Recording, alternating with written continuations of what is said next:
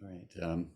Hello and welcome. I'm Phil Naylor, psychotherapist, and doing another video today, kind of doing a recap of some of the things that I've been talking about over the last few videos. Some of it's kind of content dense, let's say. So I just wanted to do a quick overview of about what I've been talking about and why I've been talking about it. So basically, I'm talking about my purpose is to help people understand, how we work, so that we have a good understanding to give you a basis of one, how you can help yourself and understand yourself, and also understand how the world around us influences as well. So I've been taking sort of what might seem a bit of a mechanistic kind of viewpoint, um, meaning that, you know, talking about us like as if we're like programmable robots or something. And on one level we kind of are, but that's not all I'll talk about. There's more to us than that. And maybe this will start to broach that direction a little bit. But from a kind of a physiological kind of understanding of how we work, we've been talking about, well, first of all, several concepts. One is conscious versus unconscious. So that we think that, we know who we are and how we think and what we're seeing and all that is basically what we're about, what we are consciously aware of as us and our personalities, and we kind of understand ourselves, but it's actually not that true, because there's a lot of parts of ourselves that we're not aware of. We're not aware of how they work, even just from a physiological perspective. We don't understand. We're not aware of our physiological processes, or even how they work, or even how to control them. And so, in the same with our psychological processes, we have an unconscious part of ourselves that we're not really aware of, and has its own way of modality of operating. And so, in sort of the old psychoanalytic terms, it was like there's the unconscious, almost like a separate realm to ourselves, and maybe from a more cognitive behavioral perspective, they might say that there's things that we're just unconscious about, just lacking in awareness. So we'll go more into those distinctions as we go on a little bit. But that was a big understanding, conscious, unconscious. And from there to know that, we're creatures of habit. A lot of what we do is unconscious because we've kind of done the same thing over and over again. It's become conditioned and it becomes unconscious. So we've had examples about, when you learn to read, that was a skill that you learned that is now, you can't even say how you read, you just know how to do it. And so it's like an unconscious program that comes and clicks in when you need to read. And same with walking, same with driving your car, same with all kinds of things. So we develop these sort of unconscious ways of doing things, which for the most part is a good thing, because we don't want to have to figure out and think about how we do every little thing every time we want to do it. And so, but even our behaviors get conditioned, and our thinking gets conditioned. We tend to think the same way. We kind of have a frame of reference that our paradigm, way our looking at the world is kind of shaped and reinforced over time. And even our emotions, what we react to and why we react to them, those are all kinds of things that are conditioned over time. That makes us who we are. Even our personalities are kind of just a habit that we develop. We kind of become like this and it's comfortable, and we are like that more. And so we become more like this, right? So all these things kind of feed together. And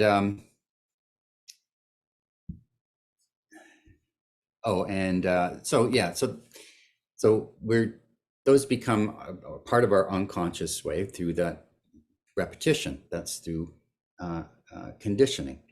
And Mark should talk some more about conditioning later too, perhaps later in this video. But also from there, we turned to where does that conditioning begin? So we started talking about early childhood experiences and how they lay the foundation for how we, view and respond to the world. We develop our basic understanding of ourselves, the world, and other people, in our early years. And so that kind of sets the stage and for learning from then on in. And then we talked about the role of adverse experiences and events and traumas in how we respond and how that's responsible for a lot of negative mental health conditions like depression and anxiety, and especially childhood adverse and traumatic experiences. They kind of really set the stage for how we're going to react and respond to things. Usually the fight flight mechanism. So our survival mechanisms, the fight flight mechanism is kind of key. That's how kids know how to respond to adverse events. We just know the basic fight, flight, freeze response, and we don't have a lot of resources beyond that to deal with stuff. So if those big things happen, and then we get conditioned into responding that way through repetition, then that becomes our way of responding when we're older. So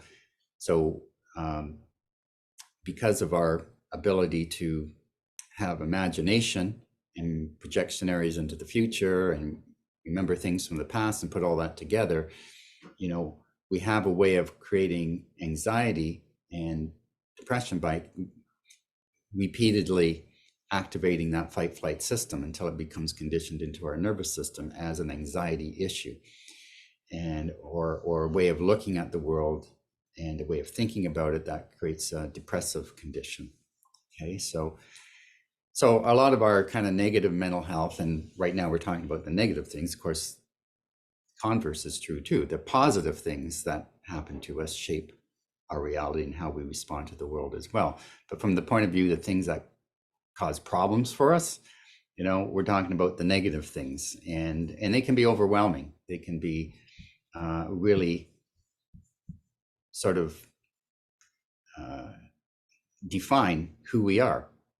And if you struggle with anxiety or some sort of mental health condition, then you'll know what that means, what that's like.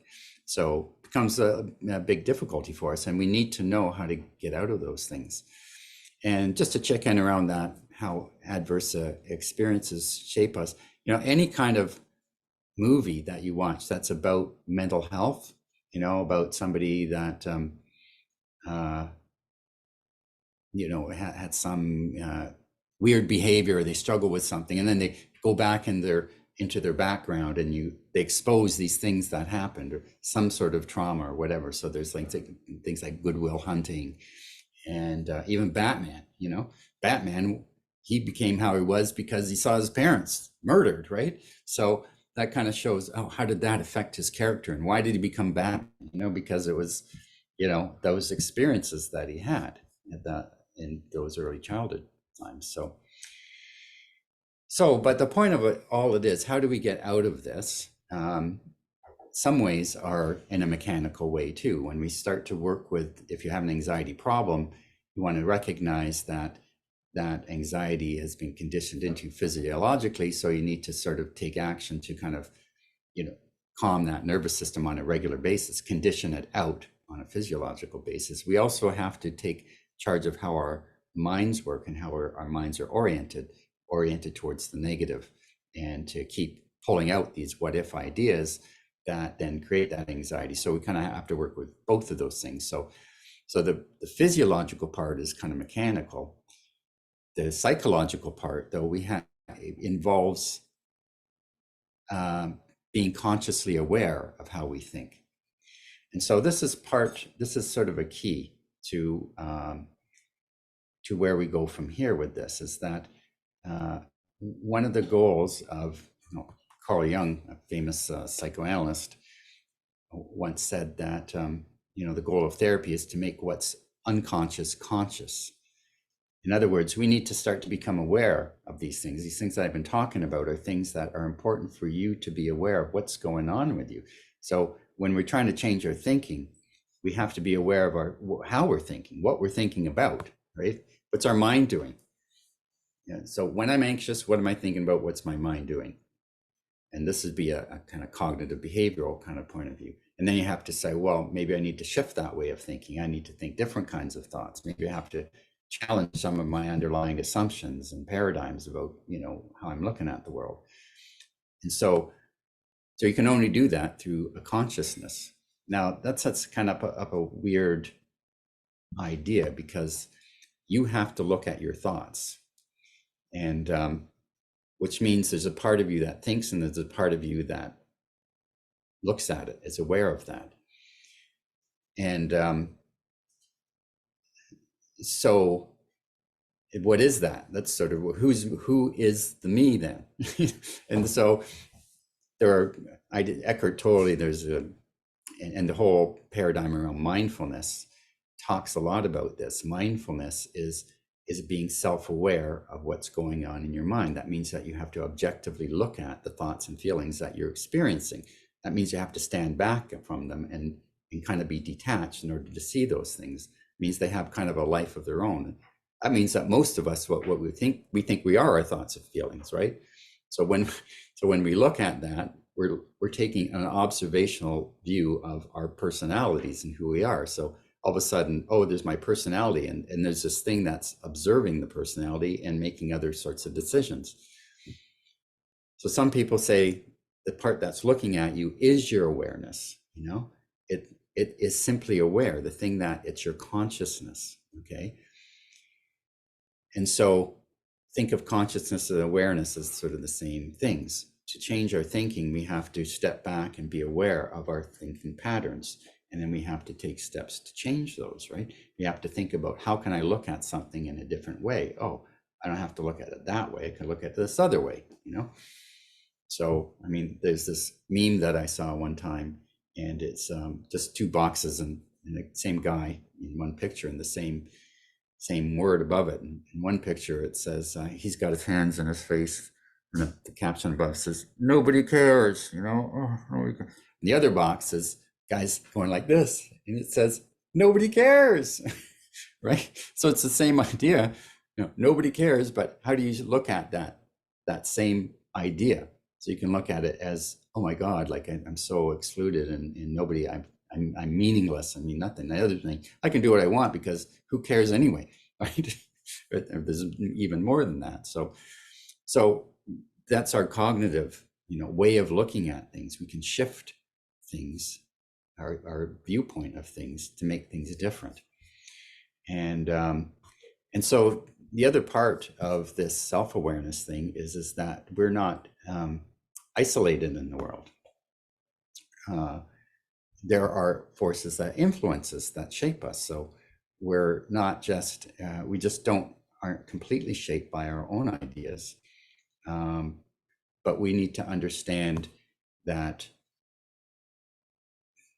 others, other people and our society shapes us too, whether intentionally or unintentionally. And so that's the other part we have to be aware of. We have to know how we're shaped and how we work, but also, how are the outside forces in the world shaping us? Because if we're not conscious of those, then we're just susceptible to easy shaping by other people. So we're unconsciously influenced. So we need to be conscious of our interpersonal, our own psychology and how it works. And we also need to know how the world out there works, because we are being shaped, and some of it is being very deliberate. Advertising is a good example. Advertisers are trying to shape your behavior. They're trying to get you to buy stuff, right? And they start by getting you to look at certain things and pay attention to certain messages. And a lot of that happens through social media. I mean, used to, on just regular TV, see the ads come on, or even on YouTube, the ads will come on, if you don't pay to get the ads off. But on social media, you'll see the ads pop up, and they track you, right? It's a very well-known fact. One of the things you should watch is a movie on Netflix called The Social Dilemma. It shows very clearly about how we are shaped through things. You're tracked to how long you just pay attention to a certain thing. Even if you just slightly pause when you're scrolling down on your newsfeed or something, it's like, oh, you're sort of interested in that. And then they start to feed you other stuff. And then those messages shape you. And there's different tactics that are utilized to try and get you to buy. So there's advertising, there's politics, there's news, media, there's all kinds of media. And there's all kinds of tactics that are used to shape your thinking. And you don't always realize you're being shaped. You just feel like, yeah, you're attracted to certain things, or you have an urge to, or you have a certain opinion about something, and because you're only being shown part of the facts and not all the facts. So when we want to start to take control of ourselves and our world, we need to understand ourselves, and we need to understand how the world works too, so that we can empower ourselves. And so we need to be conscious of those things out there, and we have to be conscious of things in here as well. So it's an overall expanding of consciousness. And so that's really what this is all about, to be aware of yourself, the way you're thinking, how you got to where you are, you know, what you can do about it, tools that you can utilize to do it, and also be aware out there, because if you're not aware, you're not in charge of yourself, right?